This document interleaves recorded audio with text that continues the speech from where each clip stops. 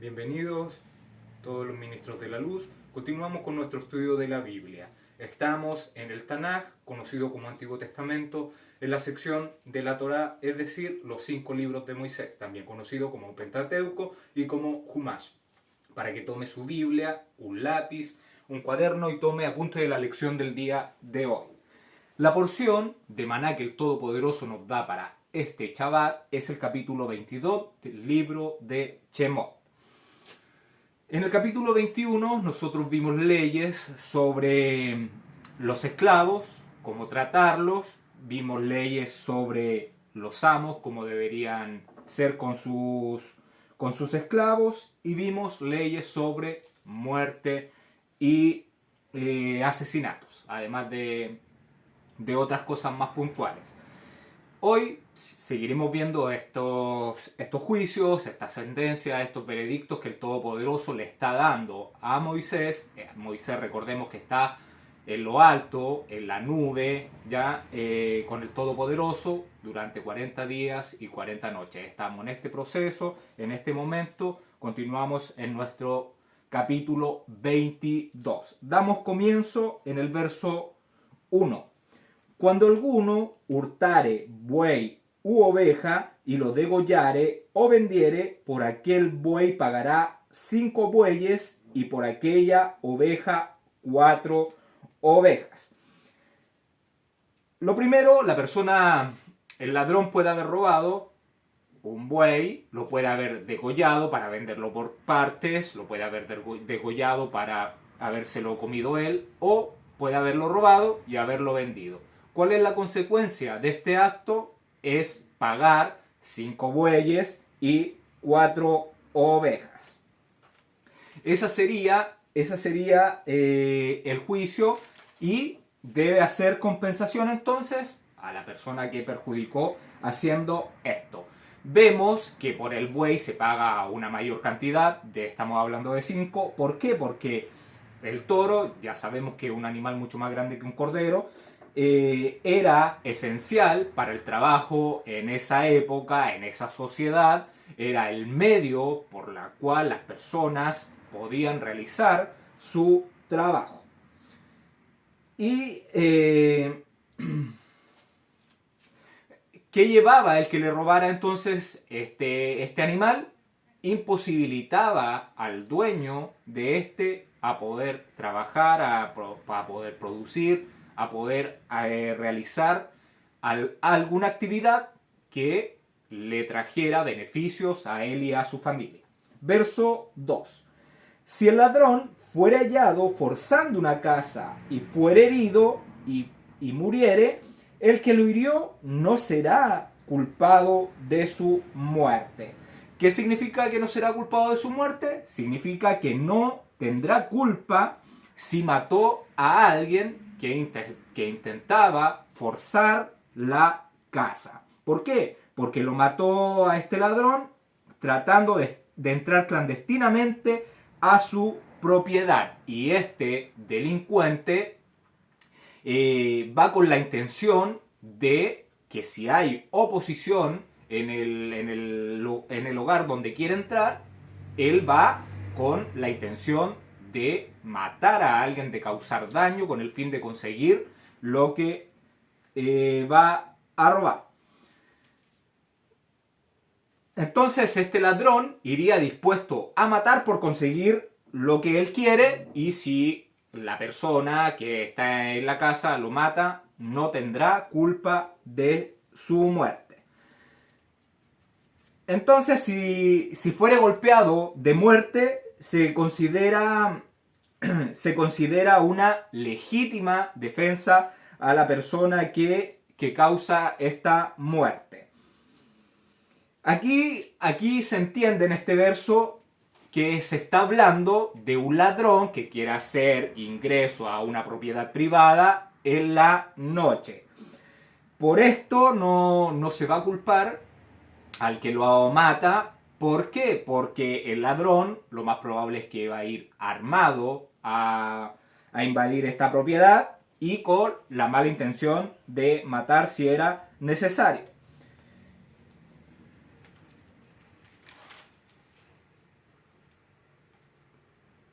¿Por qué se entiende de que en la noche? Porque en el verso que sigue vamos a ver que se está hablando ya de día. Y lo más probable es que la noche iba a tener oposición porque iban a estar toda la familia durmiendo en la casa. Verso 3.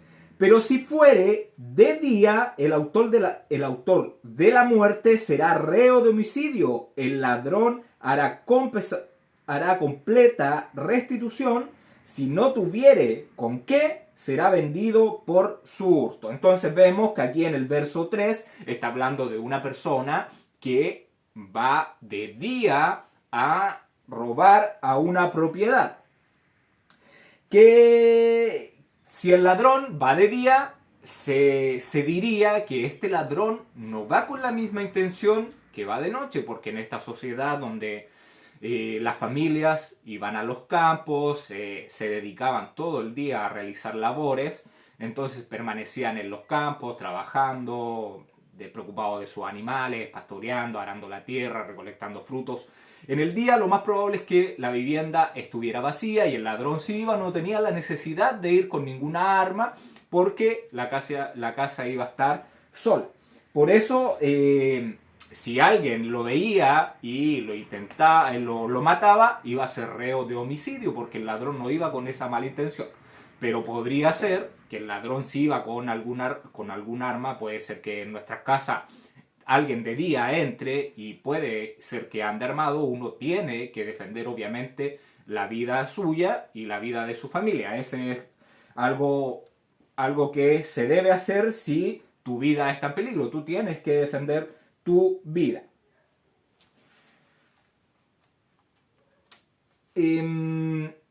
Si es encontrado este ladrón que va de día, disimuladamente, ingresa a esta casa clandestinamente, lo más probable es que a lo mejor no se encuentre, pero puede haber algún vecino, ¿ya? Porque esto eran como villas donde vivían todos estos campesinos.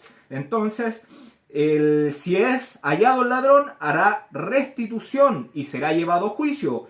Si no tuviera con qué pagar lo que se hurtó, será vendido como esclavo para restituir la pérdida del robo. Entonces nosotros vimos que cuando era vendido por un esclavo tenía que trabajar por 6 años y al 7º saldría libre. O sea, en 6 años tendría para pagar, para compensar lo que él había hurtado. Verso 4. Si fuere hallado con el hurto en la mano, vivo, sea buey o asno u oveja, pagará el doble. Vemos que el ladrón ingresa a la casa, después quizás se va con el hurto, con el animal, sea buey, oveja u asno,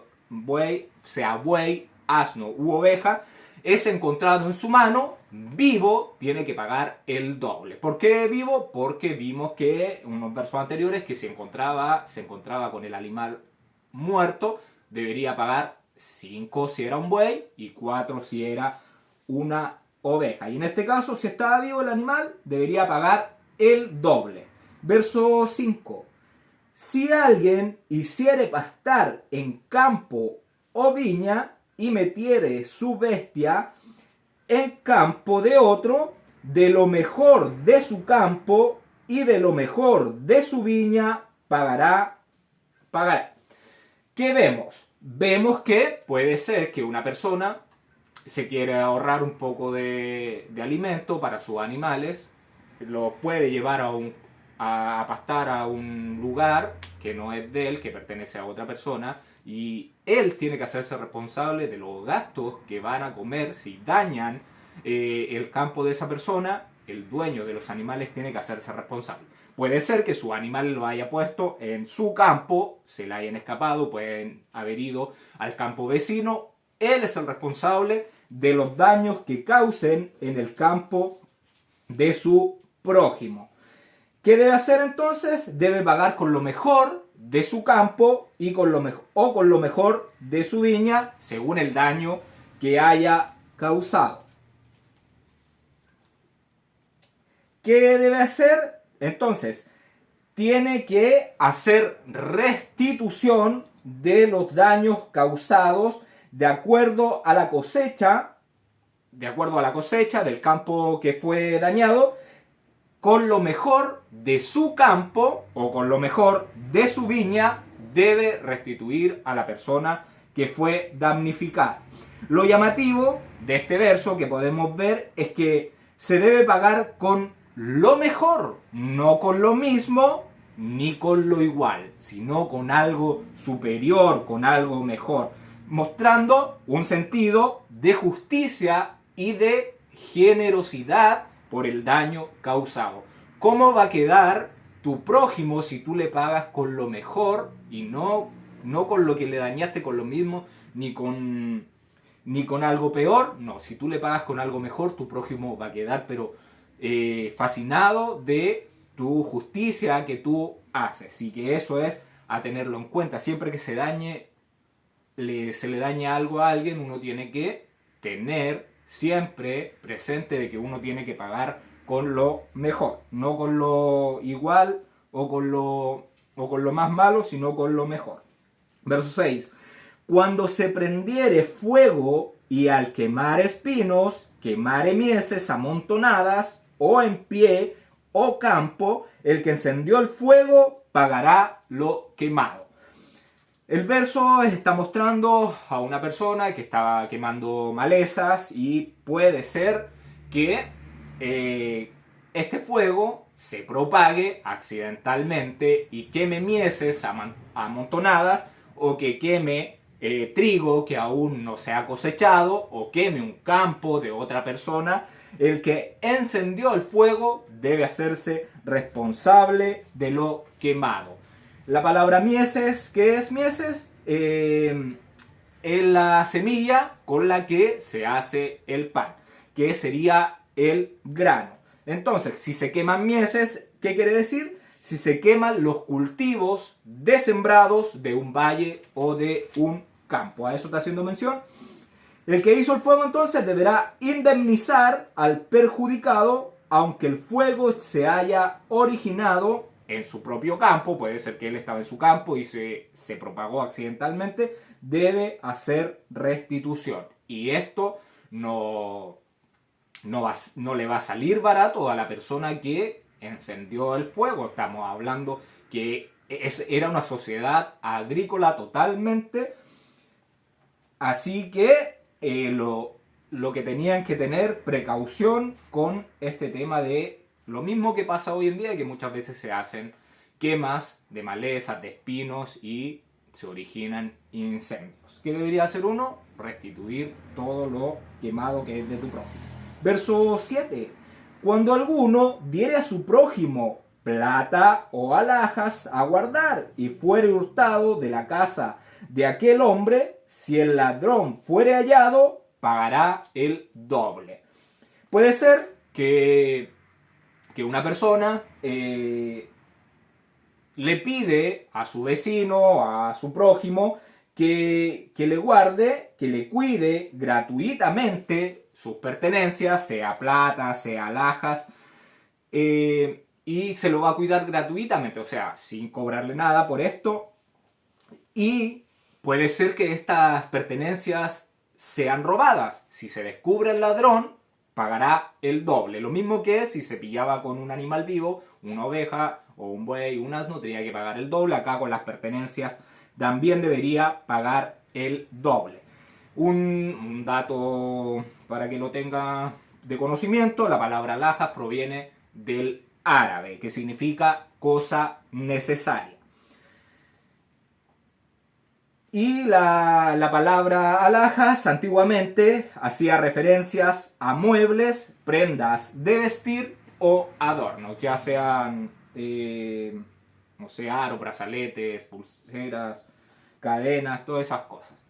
Verso 8. Si el ladrón no fuere hallado, entonces el dueño de la casa será presentado a los jueces para que se vea si ha metido su mano en los bienes de su prójimo. Vimos en el verso anterior el caso de que el ladrón fuera hallado, tenía que pagar el doble. Si el ladrón no fuera hallado, el guardador, en este caso, la persona que se le pidió que guardara, debería ser llevado delante de los jueces y debería debería jurar de que él no tomó las pertenencias de su prójimo, que él le pidió que le guardase. La palabra jueces que aparece en este verso es la palabra H430, la palabra Elohim, que ya sabemos que significa poderoso y muchas veces hace referencia a magistrados o a jueces acá en la tierra. Y hemos visto que a Moshe se le llamó, a Yitzhak, a Yeshua también se le llamó el Elohim de Israel. Eso ya lo hemos visto. Lo nombro porque usted en su traducción lo puede anotar en su Biblia, arribita le puede poner Elohim. Se le llama así, entonces se le llama Elohim. ¿Por qué? Porque tienen la autoridad y el conocimiento de aplicar los juicios y enseñanzas del Eterno. Es a quien se debería recurrir para tener una opinión de cómo se debe actuar en diferentes circunstancias, casos, sobre todos estos mandamientos. Verso 9.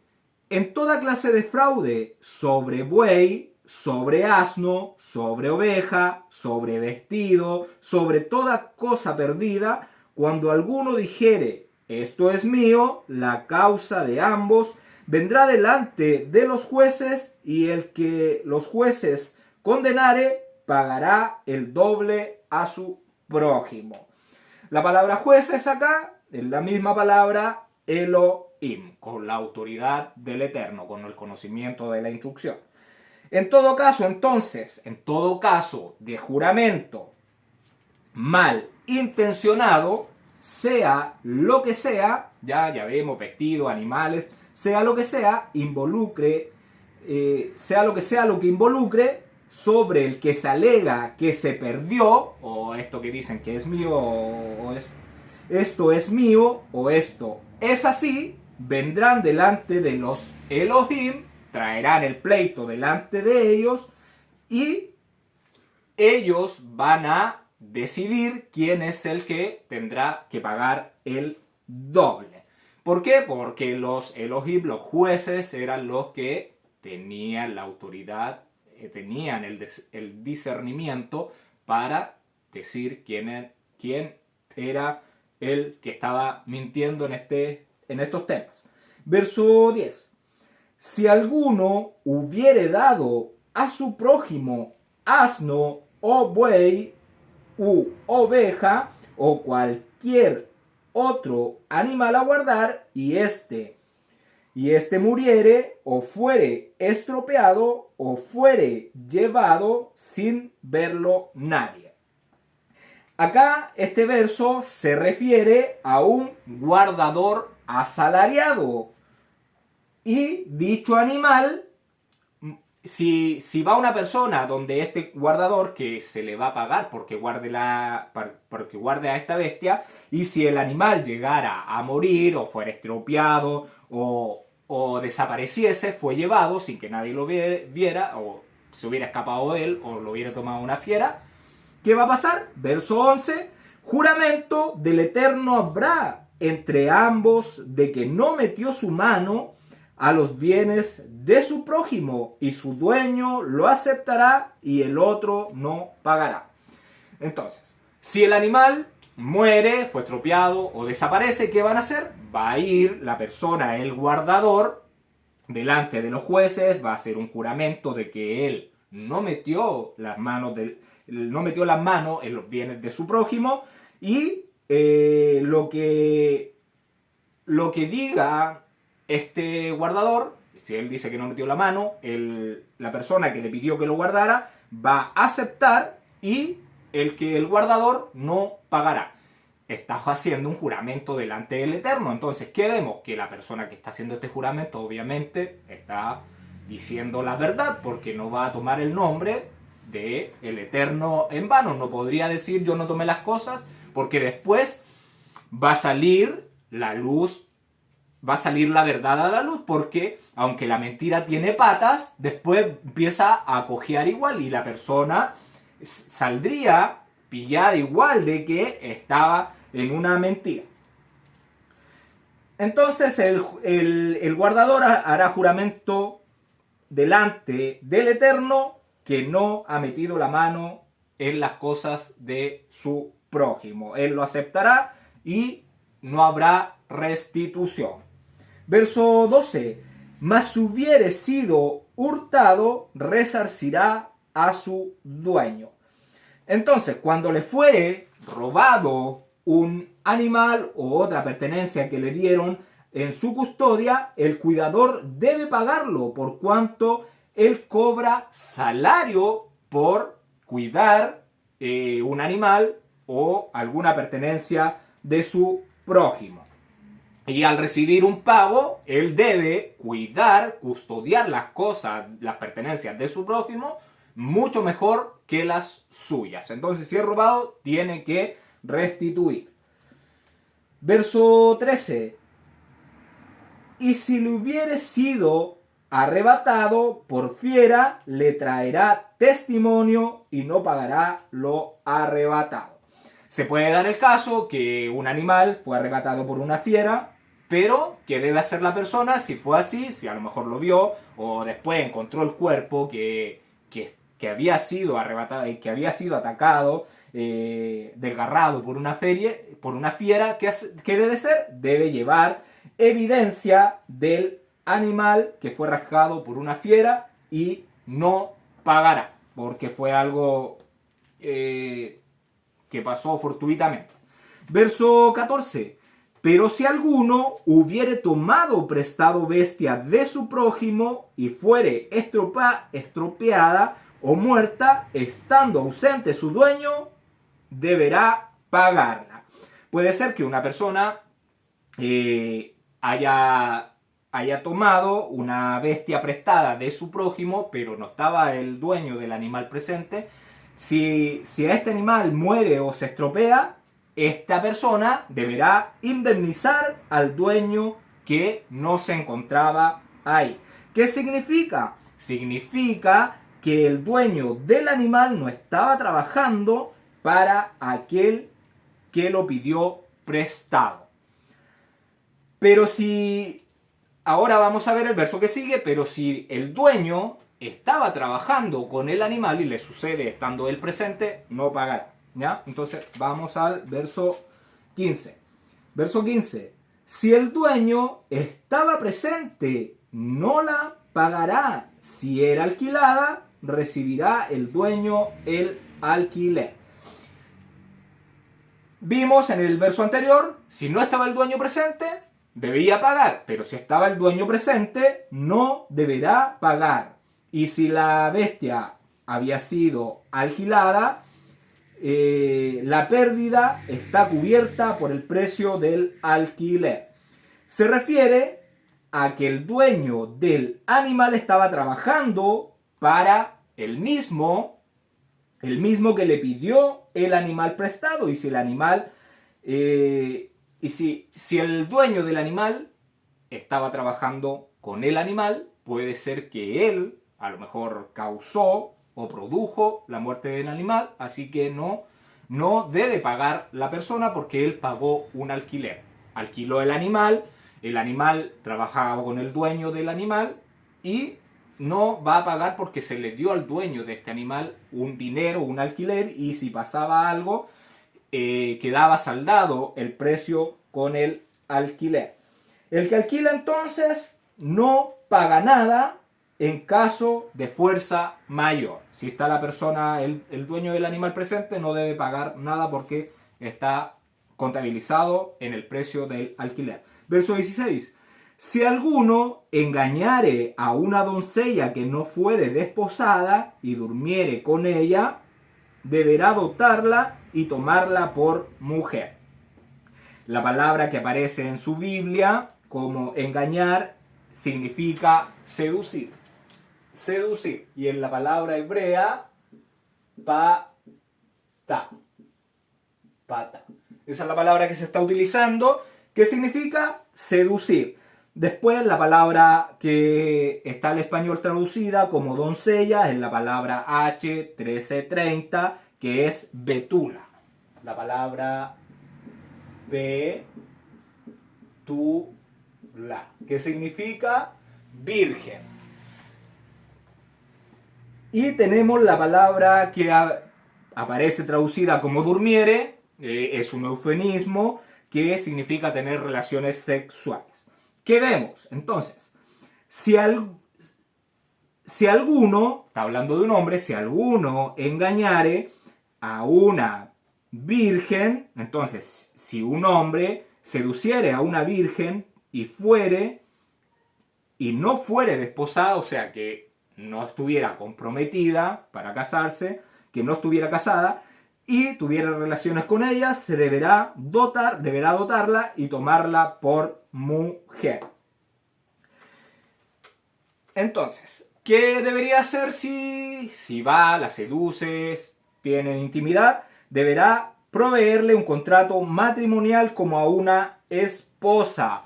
¿Qué vemos en este verso? En este verso estamos viendo que se presenta una relación consensuada entre dos personas no casadas. Aquí estamos viendo que los dos estuvieron de acuerdo en lo que estaba pasando, porque la mujer aceptó, fue seducida, pero aceptó. Pero, ¿a qué apunta esto? A que un verdadero hombre, tiene prohibido andar seduciendo a mujeres vírgenes si no es que se va a casar con ella. Tiene prohibido andar seduciendo a mujeres vírgenes si no se va a casar con ella.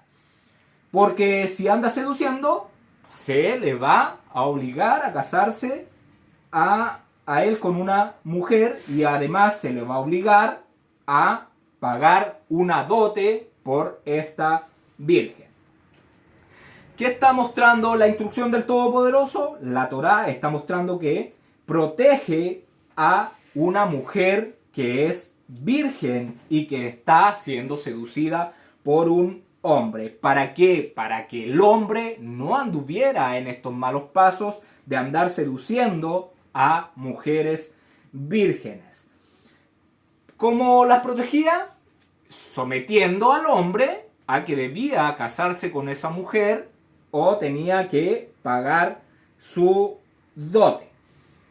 Que no era un pichintún de plata, ya aquí no estamos hablando de poca plata, estamos hablando que eran 50 ciclos de plata lo que valía la dote para esa mujer. ¿Por qué? Porque una mujer, ¿con quién vivía? Con su padre. Su padre era el que tenía que sustentar su vida, y cuando ella se casaba, ¿quién era? El esposo era el que se tenía que hacer cargo de ella, de proveerle lo necesario para la vida, la comida, el vestido, el abrigo, todas esas cosas que son fundamentales, sus necesidades básicas de subsistencia. Y entonces esa plata que se le estaba multando, que debía pagar este hombre que andaba haciendo esto que era indebido, de andar seduciendo vírgenes, esa plata le iba a servir al papá para mantener a su hija. Por eso se daba eso, dando una protección a la mujer. ¿Por qué? Porque este tema de que la mujer era virgen tenía un gran valor en la antigüedad. Ahora ya no se le da el valor que debería tener, pero la virginidad tenía un gran valor. ¿Por qué? ¿A qué se vincula la virginidad? ¿Sí? La virginidad se vincula a pureza, a fidelidad, a santidad y a consagración de parte de una mujer esperando a su esposo.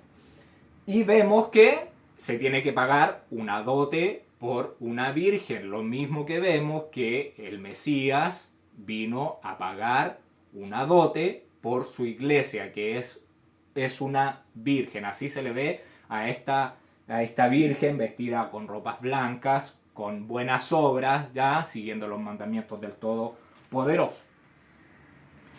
Verso 17. Si su padre no quisiere dársela, él le pesará plata conforme a la dote de las vírgenes. Puede suceder que el papá se da cuenta cómo es este hombre, que es un seductor, que no toma en serio la Torá del Todopoderoso, que quiere llevar una vida de este tipo, libertina, una vida fácil, distorsionando, seduciendo a mujeres, como pasó en el huerto del Edén.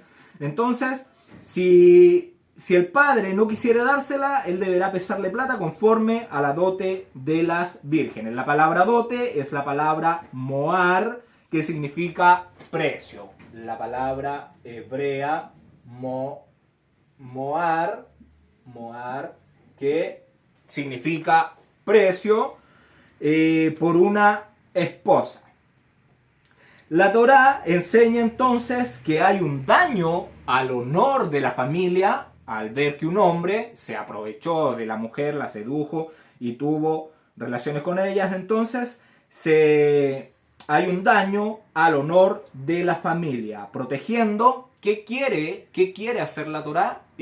La Torá quiere proteger a los niños, que puede ser que se engendre al tener intimidad un hombre con una mujer, y que estos niños no nazcan fuera de una familia, y que sí nazcan dentro de un matrimonio bien constituido. Un hombre entonces, debe ser sensible a la importancia del acto sexual para una mujer. Lo más probable es que una mujer, cuando tenga un acto sexual, se enamore mucho más del hombre. Por eso el hombre tiene que ser sensible y no andar tratando de seducir o de andar haciendo esto de 1, 2, 3, 4. No, esto no se trata de el que tiene mayor cantidad de mujeres, sino una sola, tener la sensibilidad de que para la mujer esto es algo importante y tomar seriamente a una mujer para esposa. Debemos comprender, debemos saber al leer este verso que no siempre va a ser la mejor decisión darle por esposa a tu hija virgen a ese hombre que andaba desprestigiando a las mujeres de Israel, haciendo esto de seducirla y después dejarla botadas y profanarla y después desecharla. Entonces, a lo mejor no era la mejor opción dársela en matrimonio, y el padre tiene la responsabilidad de decidirlo, y solo tiene, si no se la da, tiene que este hombre darle la plata que se establece en un contrato matrimonial, en una ketubá, que estamos hablando de 50 shekels de plata. Verso 18. A la hechicera no dejarás que viva. ¿Qué estamos hablando? De que sea hechicero o sea hechicera, deben ser sentenciados a muerte. Es un mandamiento, y esto no se puede dejar pasar, estas cosas de la hechicería, la brujería, todos estos rituales satánicos. Y después se me puede ayudar con la lectura del libro de Enoc, capítulo 6, capítulo 7 y capítulo 8 del 1 al 3, para ver, para entender y que hacerle refrescar la memoria de dónde viene toda esta maldad que hemos estado viendo en la Torá, en la instrucción. Por favor, José. Así sucedió que cuando en aquellos días se multiplicaron los hijos de los hombres, les nacieron hijas hermosas y bonitas. Y los vigilantes, hijos del cielo, las vieron y desearon, y se dijeron unos a otros: vayamos y escojamos mujeres de entre las hijas de los hombres y engendremos hijos. Entonces Shemijasa, que era su jefe, les dijo: temo que no queráis cumplir con esta acción y sea yo el único responsable de un gran pecado. Pero ellos le respondieron: hagamos todos un juramento y comprometámonos todos bajo un anatema a no retroceder de este proyecto hasta ejecutarlo realmente. Entonces todos juraron unidos y se comprometieron al respecto, los unos con los otros, bajo anatema. Y eran en total 200 los que descendieron sobre la cima del monte que llamaron Hermón, porque sobre él habían jurado y se habían comprometido mutuamente bajo anatema. Estos son los nombres de sus jefes: Shemijasa, quien era el principal, y en orden con relación a él: Arcatof, Ramael, Cocabel, El, Ramael, Daniel, Sequel, Baraquel, Asael, Harmoni, Matrael, Anangel, Satoel, Shamsiel, Sahariel, Tumuel, Turiel, Yomiel y Yehadiel. Estos son los jefes de decena. Todos y sus jefes tomaron para sí mujeres, y cada uno escogió entre todas y comenzaron a entrar en ellas y a contaminarse con ellas, a enseñarles la brujería, la magia, el corte de raíces y a enseñarles sobre las plantas. Quedaron embarazadas de ellos y parieron gigantes de unos 3000 codos de altura, que nacieron sobre la tierra y conforme a su niñez crecieron, y devoraban el trabajo de todos los hijos de los hombres hasta que los humanos ya no lograban abastecerles. Entonces los gigantes se volvieron contra los humanos para matarlos y devorarlos.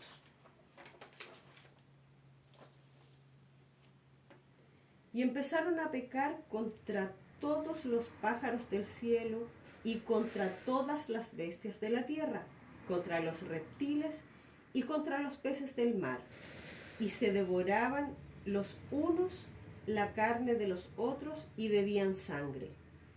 Entonces la tierra acusó a los impíos por todo lo que había hecho en ella. Y Asael enseñó a los hombres a fabricar espadas de hierro y corazas de cobre, y les mostró cómo extraer y se trabajaba el oro hasta dejarlo listo, y en lo que respecta a la plata, a repujarla para brazaletes y otros adornos.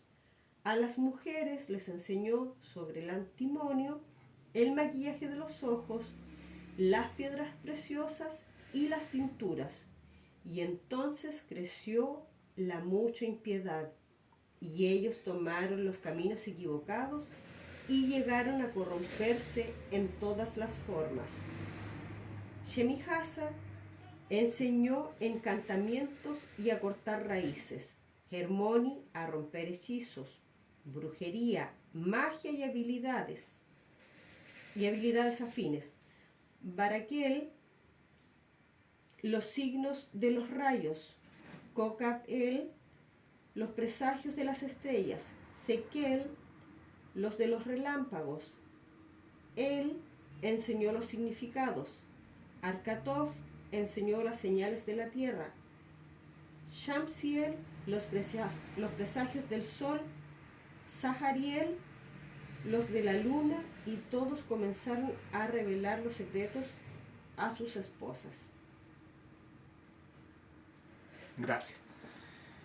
Vemos que todo este tema de la hechicería, ¿de dónde proviene? De los ángeles caídos, que fueron los que se mezclaron al ver a las hijas de los hombres tan hermosas, tomaron la decisión de rebelarse contra el Todopoderoso, dejar el trabajo que tenían ellos en la tierra y se mezclaron con los humanos, teniendo hijos.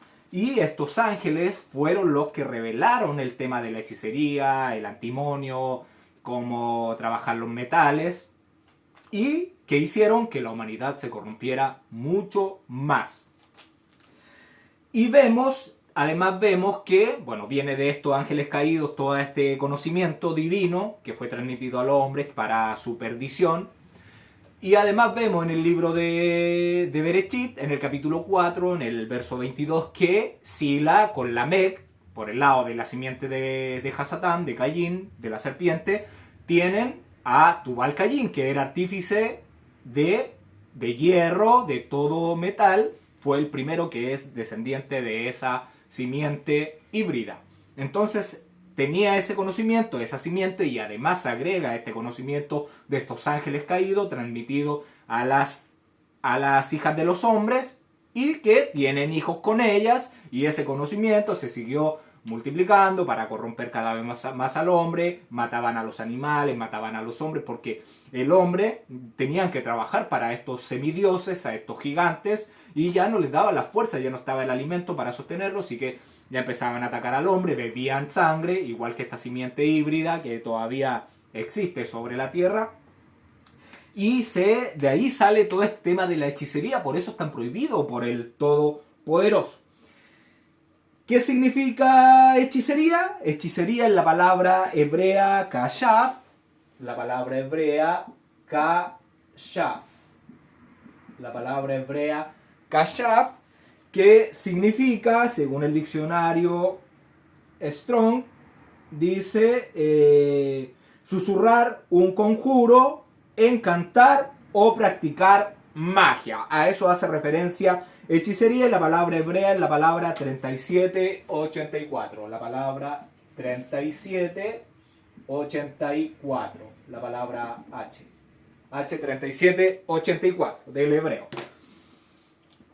Nosotros, un ejemplo claro de todo esto, bueno, todo esto que aparece en el libro de Hanoch, o traducido al español Enoch, todo esto ocurrió antes del diluvio, el tema de los gigantes, pero ya le hablamos en Génesis 6 sobre este tema de cómo traspasa el diluvio universal, la gran inundación, cómo traspasó esa simiente que tiene que estar hasta el fin de los tiempos, esta cizaña, oprimiendo al trigo, oprimiendo a los ministros de la luz, a los que practican los mandamientos del Todopoderoso. Vemos que en Génesis un gran hechicero que había ahí era Labán, que era donde Jacob fue a trabajar, y era padre de Rachel y de Lea. Él era un gran hechicero, recordemos que tenía sus imágenes, sus cabezas rapadas de sus primogénitos, ahí hacían sus rituales para obtener conocimientos y cuando Jacob se va, huye de él, recordemos que él va a sus imágenes y no las encuentra porque Raquel se las había llevado y fue a otras imágenes que le dijeron dónde estaba eso. ¿Y qué estaba haciendo? Estaba practicando la hechicería. Entonces ahí vimos un gran ejemplo de un gran hechicero que era Labán. Hechicería entonces, en español, parmaquía. Entonces tenemos en hebreo, kashaf, en español, hechicería, y la tenemos en griego, que es parmaquía. Parmaquía. Después ya en el Nuevo Testamento se traduce como parmaquía la hechicería, que es lo mismo. Entonces, de esta palabra parmaquía deriva la palabra farmacia. De esta palabra parmaquía deriva la palabra farmacia, que es donde uno va a adquirir hechicería. Ya, la farmacia es donde uno va a adquirir hechicería. Lo que indica, ¿qué significa esta palabra hechicería o farmaquía? Ya ahora farmacia, ¿qué significa? Significa que indica veneno o hechizo, droga o compuesto químico. Y además que la farmacia, ¿en qué otros lugares podemos ver la farmaquía? La podemos ver en la comida de supermercados, ya que tiene un sabor similar a la comida verdadera, pero no lo es. Tiene una duración de tiempo mucho más extendida que un alimento natural, que una fruta o que un pan que se puede hacer solamente con trigo. Entonces vemos que a toda esta comida de supermercados, que además viene en bolsa, y en la naturaleza vemos que nada viene en bolsa, todo viene al aire libre naturalmente, vemos entonces que tiene una duración mucho más extendida, con un sabor similar, y se le agregan múltiples compuestos químicos para que aparente ser comida. Pero ¿qué nos trae a nuestro cuerpo? Enfermedades, ¿ya? Y nos venden la comida como algo saludable para después ellos venderlo, los medicamentos para estas enfermedades que ellos mismos nos dan. ¿Para qué? Para convertirnos en pobres y para convertirnos en consumidores de sus productos, porque a ellos no les sirve que nosotros estemos sanos. ¿Para qué? Ese negocio no tendría rentabilidad en el tiempo. Entonces nos enferman con sus alimentos. Por eso uno tiene que aprender a alimentarse. Tú vas a un supermercado o una tienda donde venden estos productos y supuestamente, entre comillas, te dan 10 opciones para que tú elijas. Pero los dueños de estas diferentes marcas son siempre 3, siempre los mismos. Pero a ti en tu mente te hacen parecer de que tienes muchas opciones para escoger, pero están llenos de compuestos químicos si usted se fija en los ingredientes de estos alimentos. ¿Qué podemos comer? Me va a decir, no, es que hay que aprender a alimentarse. Por eso está Levítico 11, para que usted lea Levítico 11, se lo aprenda, vea que puede comer. Tienen mil frutas, miles verduras, qué carnes, qué animales, qué peces que puede comer. Hay mucha variedad de los verdaderos alimentos que aportan vitaminas, minerales y todo lo que nuestro cuerpo necesita.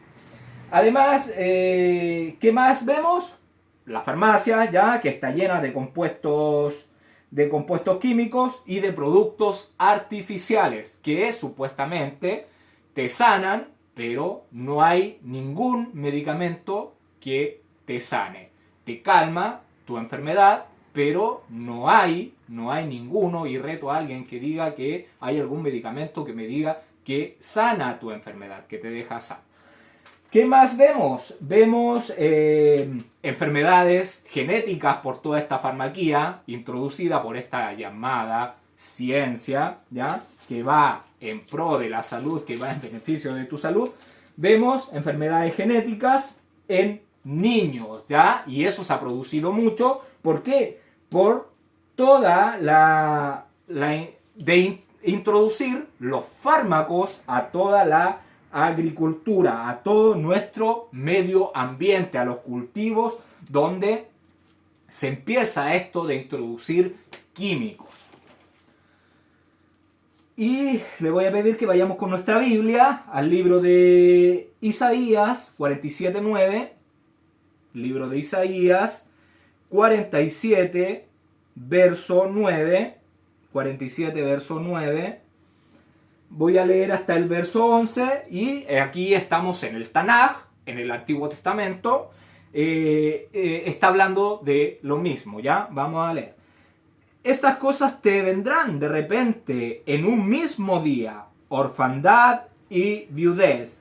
En toda su fuerza vendrán sobre ti a pesar de la multitud de tu farmaquía y de tus muchos encantamientos.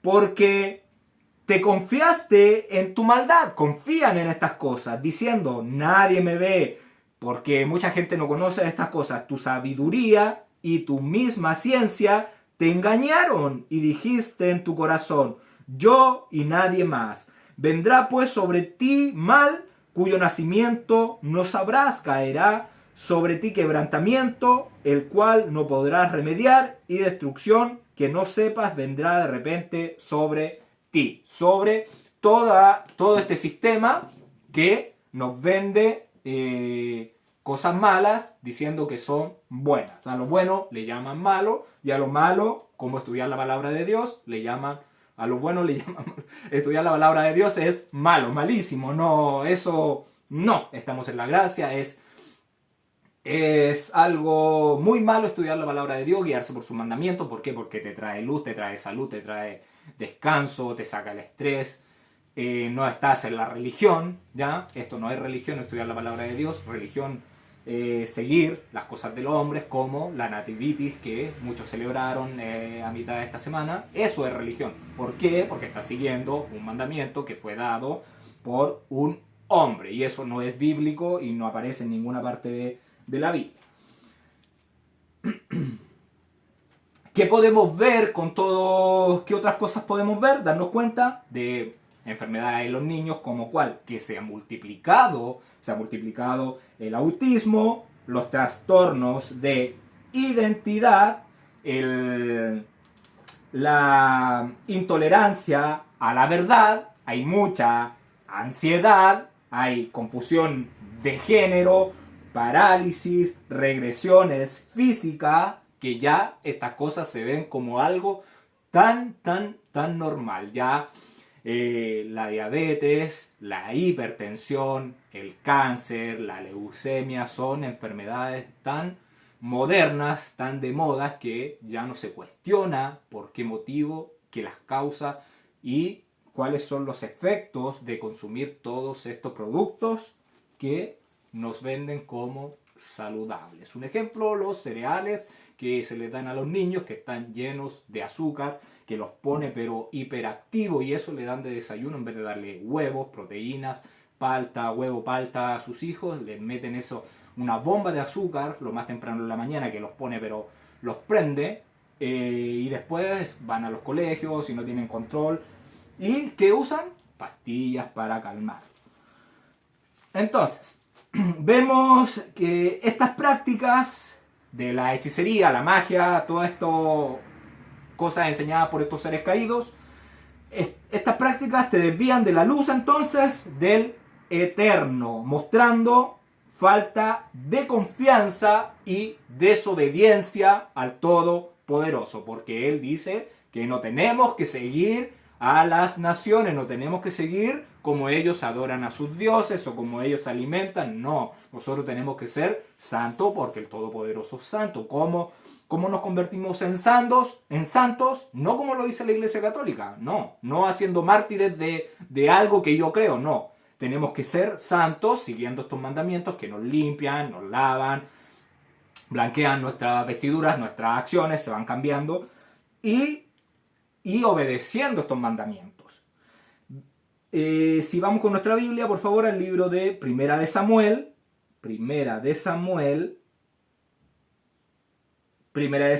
capítulo 15, verso 23.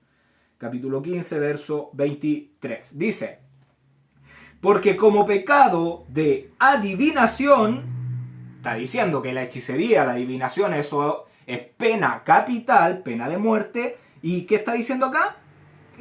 Porque como pecado de adivinación es la rebelión. ¿Qué es la rebelión? No obedecer los mandamientos, decir que estamos en la gracia, que eso es antiguo, que es de los judíos. No, hemos visto que estos mandamientos están siendo dados a un pueblo, no a un hijo de Jacob que se llamaba Judá, no, a un pueblo completo, a una Keilah, a un Kaal, que después se traduce como eclesia en griego, y que después al español se pasó como iglesia. Entonces, la rebelión es como la adivinación, y como ídolos e idolatría la obstinación, por cuanto tú desechaste la palabra del Eterno, Él también te ha desechado para que no seas rey. Vimos en Shaul, el rey Shaul, el primer rey de Israel, que no obedeció y por su obstinación no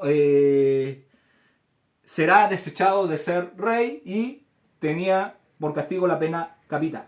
Hechicería entonces es la acción de ejercer un maleficio sobre alguien y fue enseñada por los ángeles caídos. Verso 19.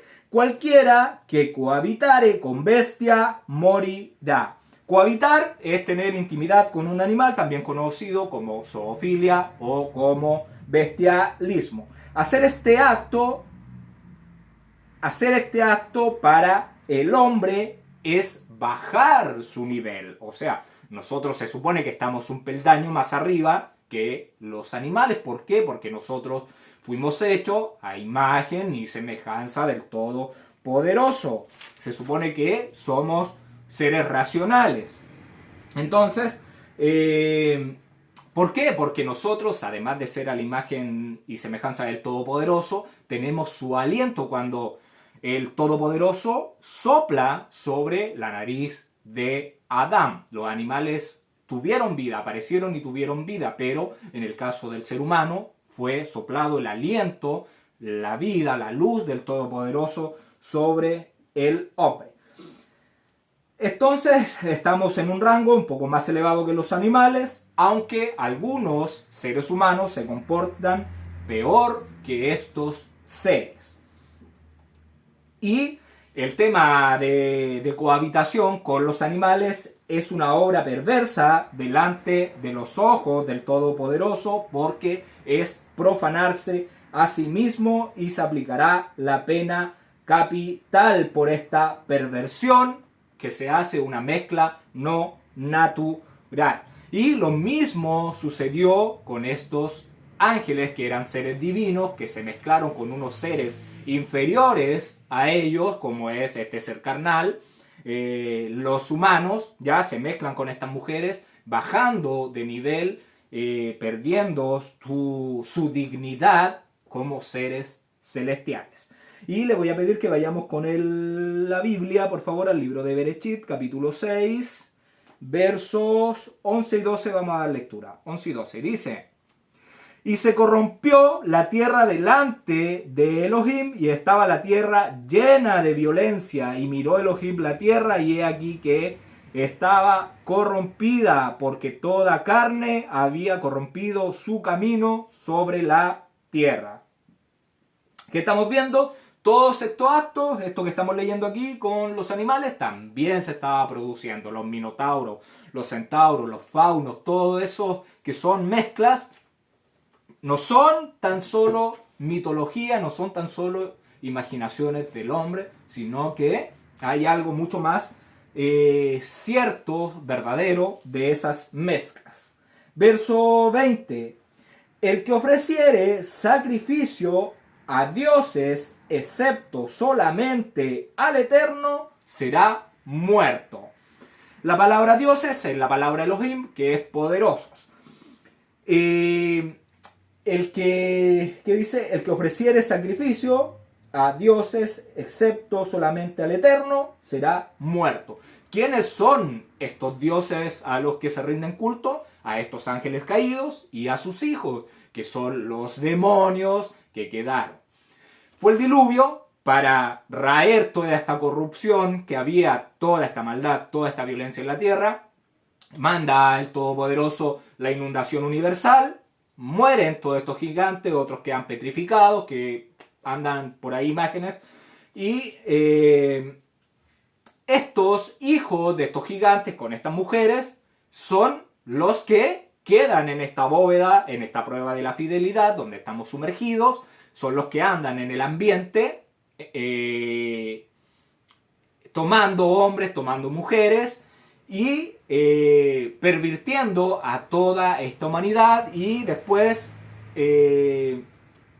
incitando a la descendencia de Ham a que se rebelen contra el Todopoderoso. Entonces, a esos dioses está haciendo referencia el Todopoderoso, porque no hay otro eterno sino uno, el Creador. Él es el único eterno. Entonces, ¿quién puede compararse con él? ¿Quién podrá crear como él? Nadie, porque él creó a todo. De él engendra a Yeshua como el primogénito de toda la creación. Después crea a Hasatán, que era un reflejo del Mesías, que era el que tenía que dar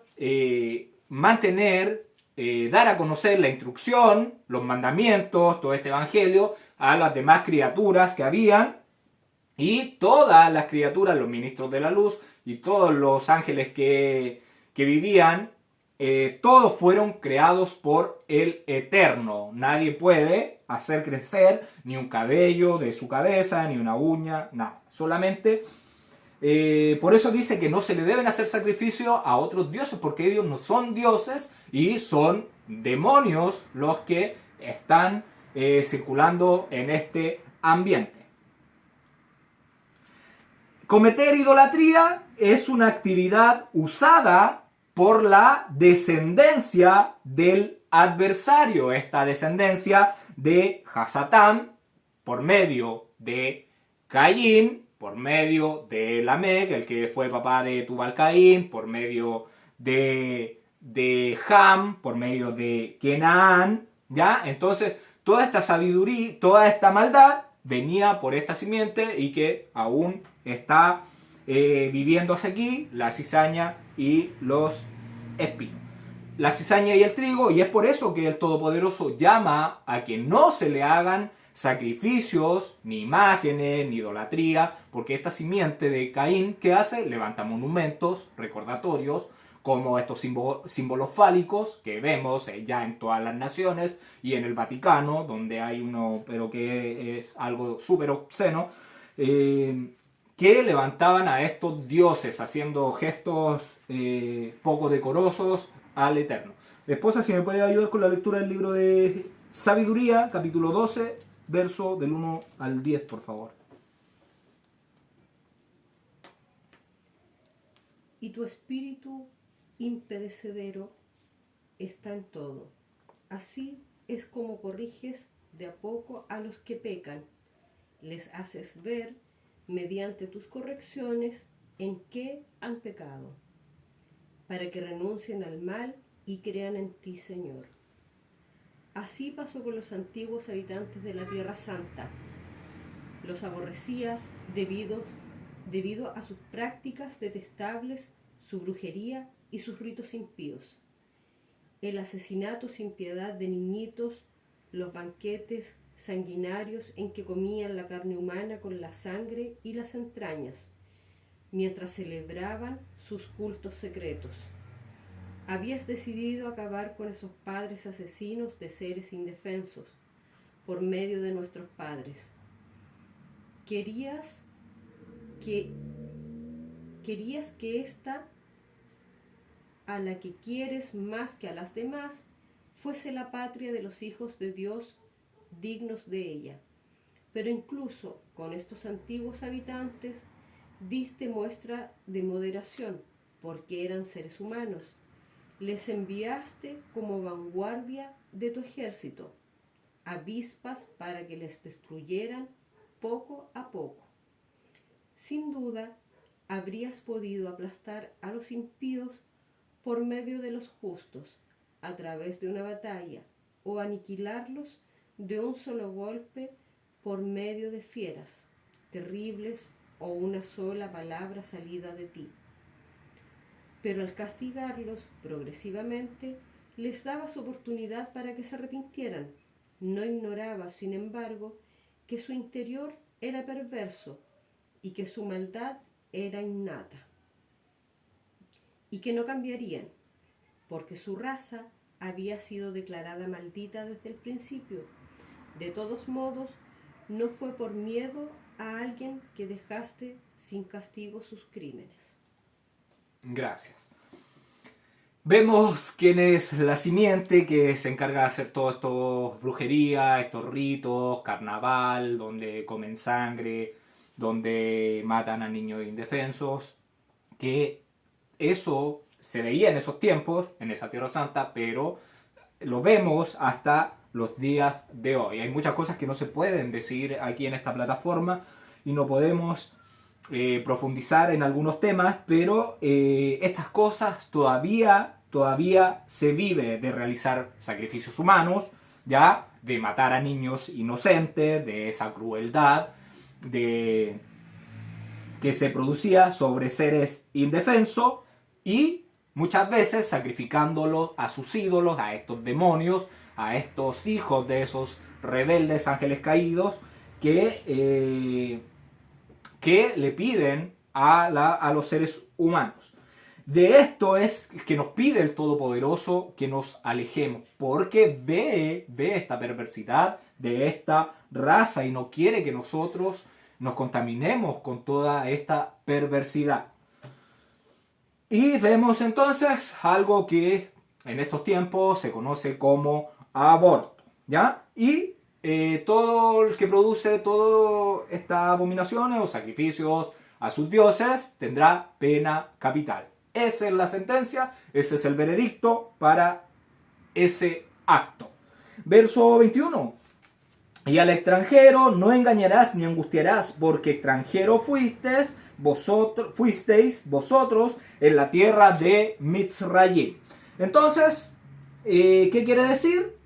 No hostigar ni engañar al extranjero o advenedizo, no maltratarlo, no hacer lo que no te gustó que te hicieran en la tierra de Egipto, donde estabas en esa esclavitud tan violenta, tan cruel, tan sanguinaria, con este rey tan malvado, este amo de Misrayim, que era Faraón, y todos sus secuaces, sus capataces más poderosos, que ya vimos lo que significaba, ¿ya?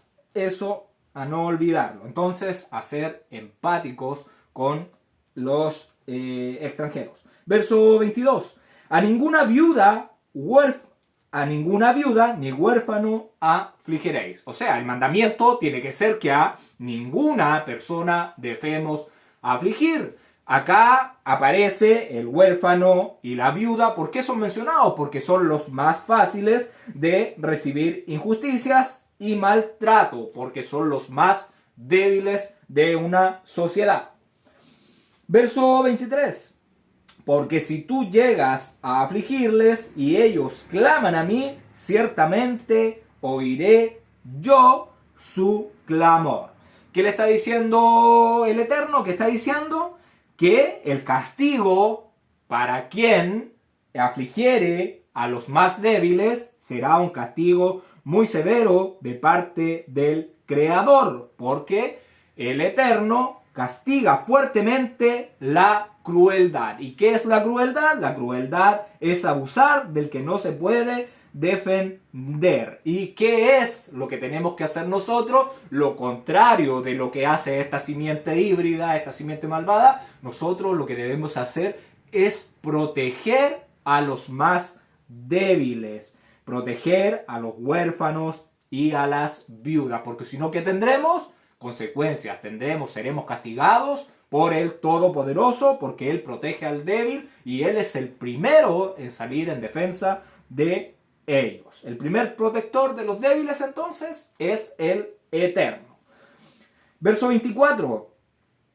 Y mi furor se encenderá y os mataré a espada y a vuestras mujeres serán viudas y huérfanos vuestros hijos. Este será el resultado de estos pecados, de haberse comportado de esta forma, de haber hecho esto que después hizo Israel, desobedecer este mandamiento, maltrató, afligió a las viudas, a los huérfanos, a los niños, a todos los más débiles. ¿Y qué se le dio? Se le dio exilio. La tierra los vomitó por todas estas abominaciones que estaban haciendo, que era por lo mismo que había sacado estas naciones cananeas de la tierra santa, de esa tierra donde fluye leche y miel.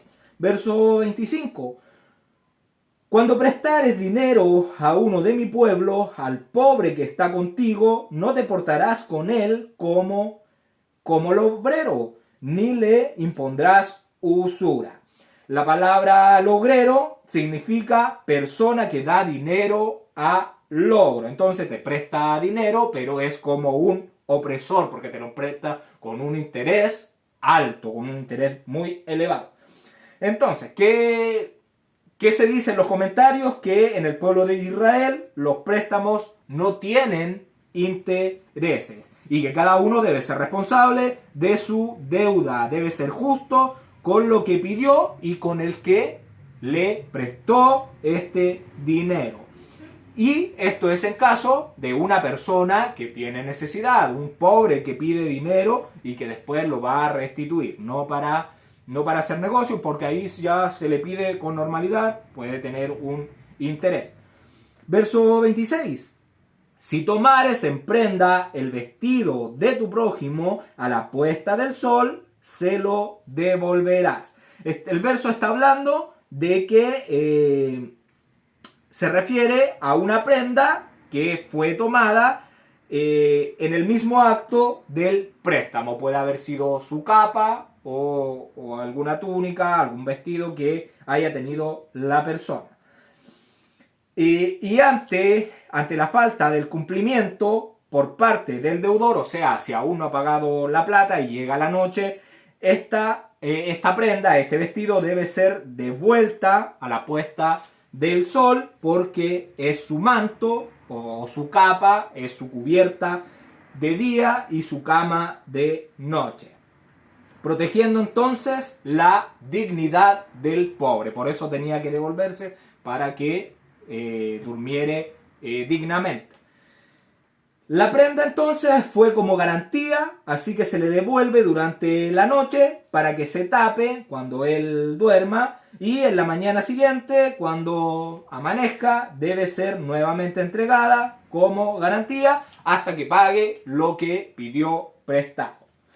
Verso 27. Porque solo esto es su cubierta, es su vestido para cubrir su cuerpo. ¿En qué dormirá?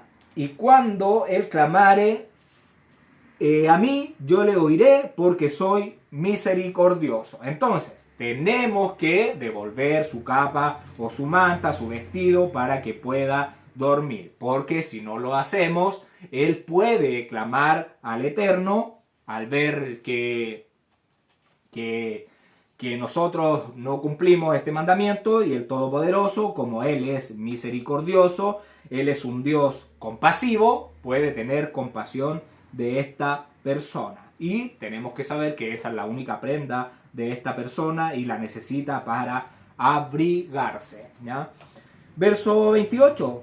No injuriarás a los jueces ni maldecirás al príncipe de tu pueblo. La palabra jueces es la palabra Elohim. ¿Y a qué hace referencia esto? Hace referencia a tratar con respeto a la autoridad. Y vemos que es algo que vemos en el libro de los Hechos. Le voy a pedir que vayamos con nuestra Biblia, el libro de los Hechos, capítulo 23, verso 1, capítulo 23, verso del 1 al 5. Voy a dar lectura. Dice: Entonces Shaul, mirando fijamente al concilio, dijo: Varones hermanos, yo con toda buena conciencia he vivido delante del Poderoso hasta el día de hoy. El sumo sacerdote Ananías ordenó entonces a los que estaban junto a él que le golpearan en la boca. Entonces Pablo le dijo: Dios te golpeará a ti, pared blanqueada. ¿Estás tú sentado para juzgarme conforme a la ley y quebrantando la ley me mandas golpear? Los que estaban presentes dijeron al sumo sacerdote de Elohim injurias. Pablo dijo: No sabía, hermanos, que era el sumo sacerdote, pues escrito está: no maldecirás a un príncipe de tu pueblo. Entonces ahí vemos que ese verso que está citando Shaul es el verso que aparece aquí en Éxodo 22. Verso 29. No demorarás la primicia de tu cosecha, ni de tu lagar. Me darás el primogénito de tus hijos. Estas son entonces las primicias de las cosechas, que no debemos demorarlas para entregarlas al Eterno. Y en estas primicias que se está hablando acá se encuentra el diezmo, la cosecha de grano, la cosecha de aceite, de vino, que se entregaban al sacerdote en el santuario o en el Mishkan, en el tabernáculo de reunión. Y al primogénito de tus hijos, ¿qué iba a hacer? Lo tenían que consagrar. Eso ya lo vimos, lo consagrarás a mí. ¿Qué debemos hacer? Debemos dar lo mejor y lo primero de lo que nos permitió tener el Todopoderoso para bendecir a otros. Lo que le estamos dando al Eterno no es algo nuestro. Todo lo que tenemos es lo que nos da el Creador. ¿Ya? Él es el que nos proporciona el sustento, el alimento. Él hace que todo crezca desde la tierra. Entonces, nosotros le vamos a dar lo primero y lo mejor a Él, en forma de agradecimiento, en gratitud. Verso 30. Lo mismo harás con el de tu buey y de tu oveja. 7 días estará con su madre y al 8º día me lo darás. 7 días entonces tenía que estar el primogénito del animal alimentándose, y ya al 8º día ya puedes ofrendarlo, consagrarlo al Creador. Lo primero y lo mejor al Eterno. Recordemos que nosotros vimos Pesaj en Éxodo cuando salen de Egipto, y que un cordero murió por los primogénitos de Israel, y ahora ya están en el desierto, están ahí en el Éxodo, y los primogénitos del Éxodo, esta generación que va a ser nueva, van a ser redimidos mediante la consagración de los levitas. Eso no hemos llegado a ese punto, pero se va a dar. Entonces, se le van a dar los animales puros, como un buey, como una oveja, y si era un animal impuro, ¿qué se debía hacer? Redimir ese animal con un cordero. Verso 31. Y me seréis varones santos, no comeréis carne destrozada por las fieras en el campo, a los perros la echaréis. ¿Qué seremos? Seremos varones santos, apartados, consagrados, limpios. ¿Cómo logramos eso? ¿Cómo logramos ser santos, consagrados? Obedeciendo los mandamientos del Todopoderoso, siguiendo su enseñanza, yendo por este camino que Él nos está delimitando, poniendo límite hasta dónde podemos llegar.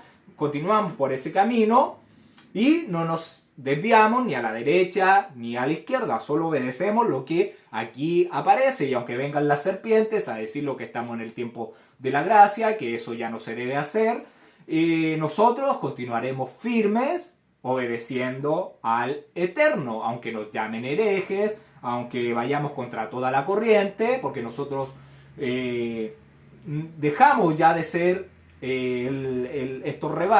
parte de ese rebaño que va siguiendo a estos teólogos, pastores, sacerdotes, obispos o como se llamen. Nosotros seguimos al Todopoderoso y al Mesías, al enviado de el Eterno. Ya acá eso es a lo que nosotros seguimos. No estamos siguiendo a un hombre ni a un emperador que creó dogmas, nada, nosotros seguimos al Eterno. Entonces seremos santos, seremos apartados, no comeremos entonces carne desgarrada por las fieras en el campo. Y cuando dice perros, la palabra que se utiliza es la palabra keleb, la palabra keleb, que significa aullar o atacar. Eso significa, bueno, ahí se pone como perro, pueden ser animales aullantes, pueden ser zorros o coyotes, que lo más probable es de ahí donde derivan los perros con los lobos y todo eso. ¿Qué debemos ser? Debemos ser un pueblo apartado, por lo tanto no comeremos carne desgarrada por animales salvajes en el campo, más bien la echaremos a los aulladores o a los perros.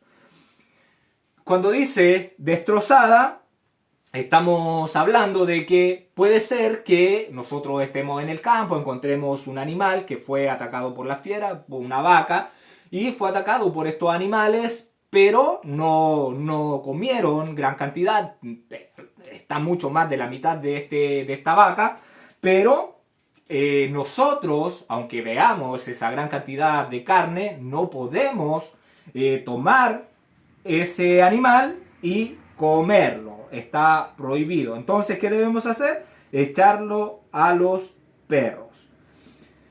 No se puede comer, buscamos algún motivo y vamos a decir que no se puede comer este animal porque sufrió mucho cuando fue atacado por esta jauría de animales. Su muerte fue una muerte cruel y por lo general nosotros no debemos comer animales ni ahogados ni maltratados cuando son muertos. Hay razones médicas que cuando un ser vivo sufre mucho al ser atacado o al morir, libera gran cantidad de toxinas y estas toxinas quedan en el cuerpo y después uno se las comería si se traspasan a ti. Esa sería una razón médica. Es por esto que hay leyes de cómo matar un animal sin hacerlos sufrir, sin crueldad, y eso es donde uno debería comer. Uno, para alimentarse, además de comer alimentos naturales creados por el Todopoderoso, son cosas que uno con el tiempo va aprendiendo, porque nadie nace sabiendo. Entonces cada uno, cuando va estudiando la instrucción, se va educando, va aprendiendo el camino, va entendiendo las cosas y ya empieza a comprender de que uno no puede comer cualquier carne, no puede comer cualquier animal, ni en cualquier lugar, ni sabiendo si un animal fue maltratado para matarlo. Ya la idea es de que el animal sufra lo menos posible y uno debería buscar un lugar donde pueda comprar ese tipo de carne, donde se sepa de que el animal sufrió lo menos posible o se fue durmiendo, se fue en un sueño, y esa es la carne que uno debería consumir.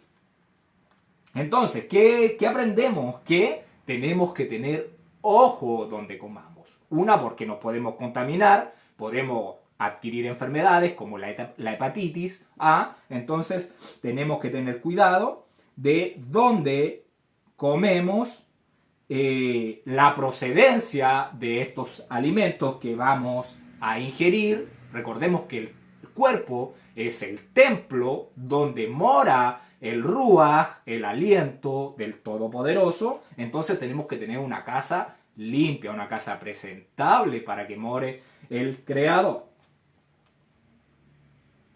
Y tenemos que saber la diferencia entre qué se puede comer y qué no se puede comer, entre animales puros e impuros. Esto lo sabía Noé, ¿ya? Esto se sabía desde Adán, que animales, porque Abel fue a presentar animales puros, después Noé, después Shem, después toda la simiente pura, toda esta simiente de la luz, tiene que diferenciarse de la otra simiente que se comporta como animales, que comen lo que sea, donde sea, como sea.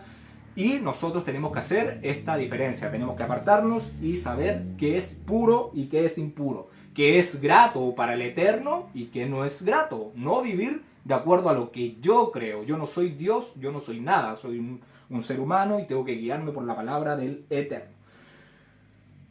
Nosotros sabemos que esta simiente híbrida se va a comportar como un animal y se va a comer cualquier carne muerta que pille por ahí. Pero nosotros que vamos a ser apartados, que vamos a ser santos, lo haremos de forma diferente, no como unos salvajes. Ya nosotros primeros que tenemos que hacer, siempre un animal, si se prepara para su sacrificio, debemos desangrarlo y una vez preparado debemos agradecer al Todopoderoso por su provisión, bendecir el alimento y dar gracias por lo que vamos a comer.